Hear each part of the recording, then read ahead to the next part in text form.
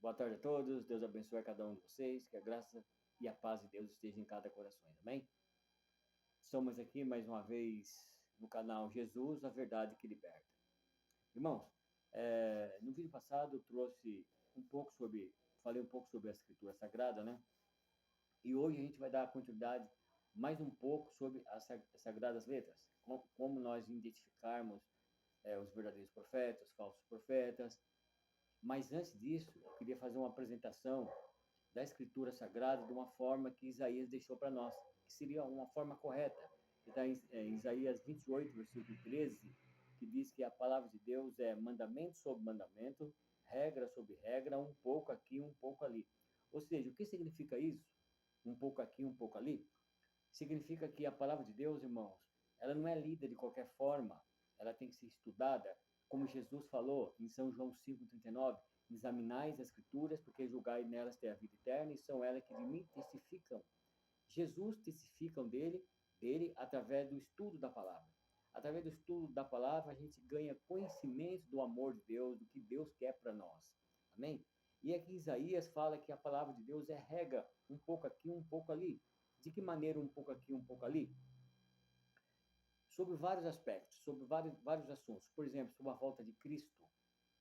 Se a gente lê um contexto fora do texto, vai dar uma interpretação diferente.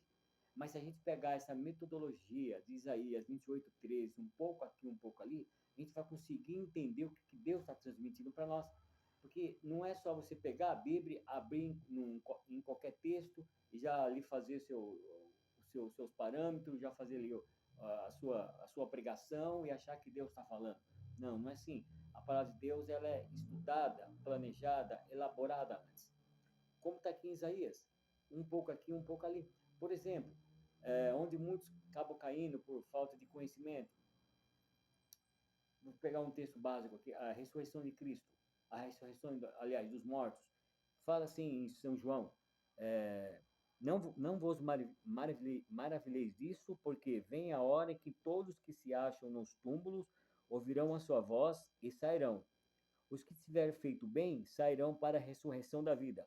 Os que tiverem feito mal para a ressurreição da condenação. Veja bem, meus queridos. Olha só o que Cristo falou para nós. Que vai haver, então, duas ressurreições. Amém? O que tiver feito o bem sairão para a ressurreição. O que tiver praticado o mal também sairão para a ressurreição. Mas em que momento, em que ocasião? Será que isso vai acontecer só em um único momento, em um único evento? Será que quando Cristo volta nas nuvens do céu, essas duas qualidades de mortos vão ressuscitar? Os que tiver feito o bem sairão para a ressurreição, os que tiver praticado o mal também sairão para a ressurreição ou sairão para a condenação? O que a Bíblia fala em relação a isso? Se a gente aplicar a metodologia de Isaías 28:3, um pouco aqui, um pouco ali, a gente vai achar outro texto parecido que vai dar já para nós um respaldo do que está dizendo aqui em João capítulo 5, versículo 28. Por exemplo, aqui em 1 Tessalonicenses,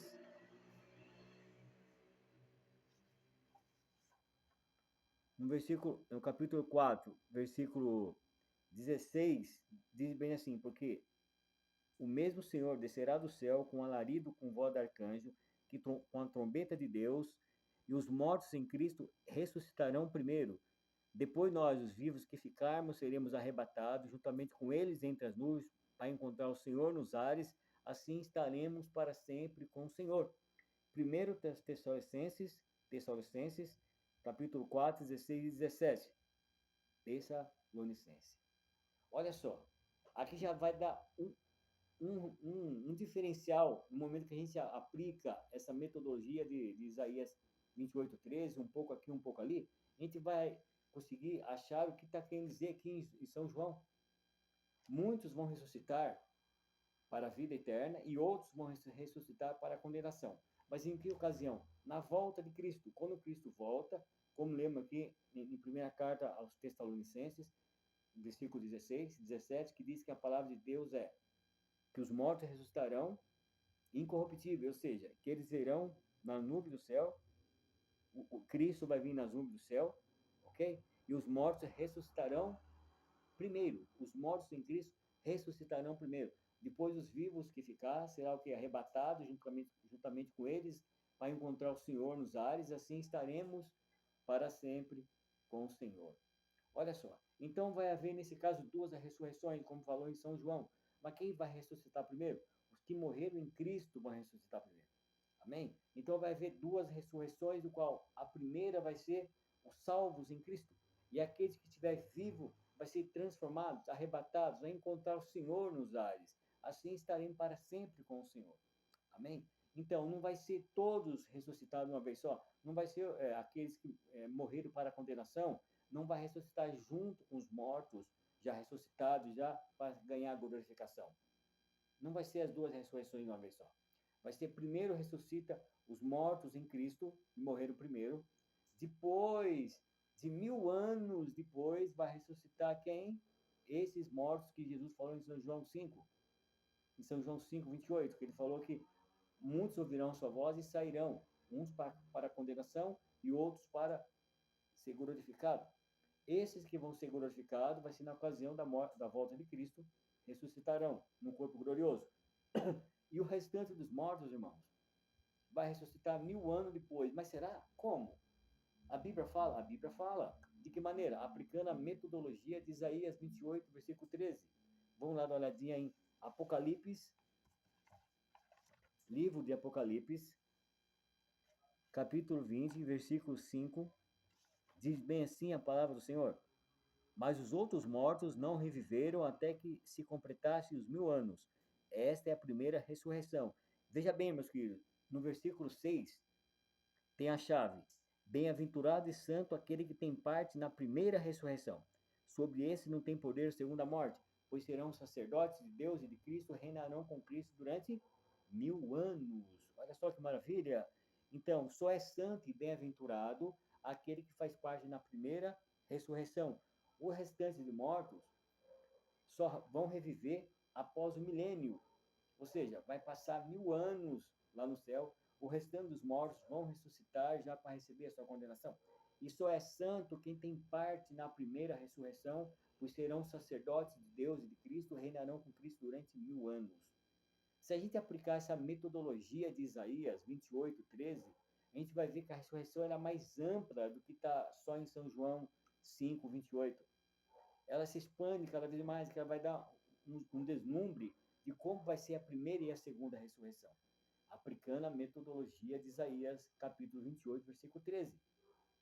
Muitos pregadores, muitos falsos profetas, estão se levantando no mundo para pregar uma ressurreição, a qual a Bíblia não diz.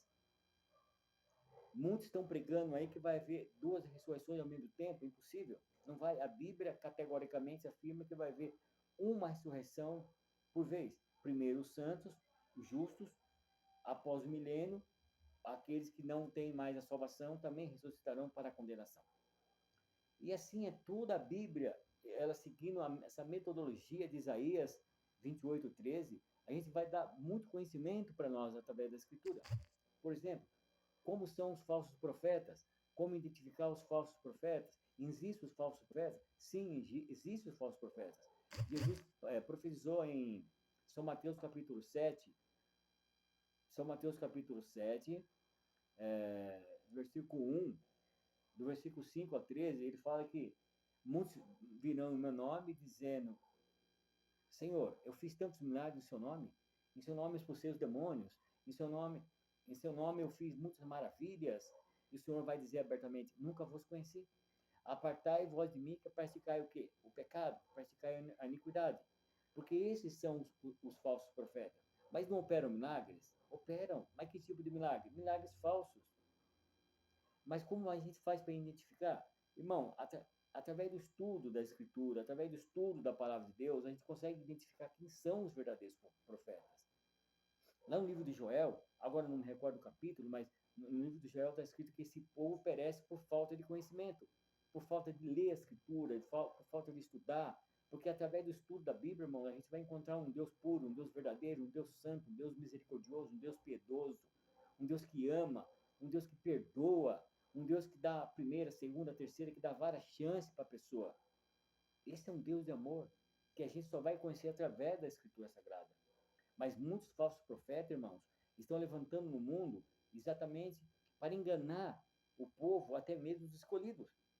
E está enganando. E por que que engana? Porque muitos não têm conhecimento da Escritura Sagrada, não têm conhecimento da Palavra de Deus. E a Palavra de Deus, irmão, ela está aí para a gente conhecer. Porque homens cheios do Espírito Santo escreveram a Bíblia. Nenhuma profecia bíblica é humana, vem de humano, vem da cabeça do ser humano. Não, vem através do Santo Espírito, que iluminou a mente dessas pessoas para trazer a mensagem para nós. E nós precisamos, meus queridos, estar atento a tudo que Deus está falando para nós, atento às profecias, atento às revelações das Escrituras Sagradas. Muitos estão buscando revelações, profecias em falsos profetas. E o mundo está tendo muitos falsos profetas, irmão, muitos falsos pregadores, muitos falsos mestres, que estão fazendo de você comércio. A palavra de Deus fala em 2 São Pedro 2,23, que muitos profetas, muitos pastores estão fazendo de você comércio, estão comercializando o dízimo, estão ficando rico, milionário, através do teu dízimo, através das tuas ofertas. Sabia disso? Aí é fácil. Se a gente estudar a Bíblia, desde lá de Gênesis até aqui Apocalipse, que a palavra de Deus é todo um contexto, é de Gênesis a Apocalipse. Em segundo Timóteo capítulo 3, capítulo 3, 16, fala que a palavra desculpa, deixa eu ler aqui para vocês. Segundo Timóteo 3,16 fala que toda a escritura é inspirada por Deus. Toda a escritura é inspirada por Deus e é útil para ensinar, para corrigir,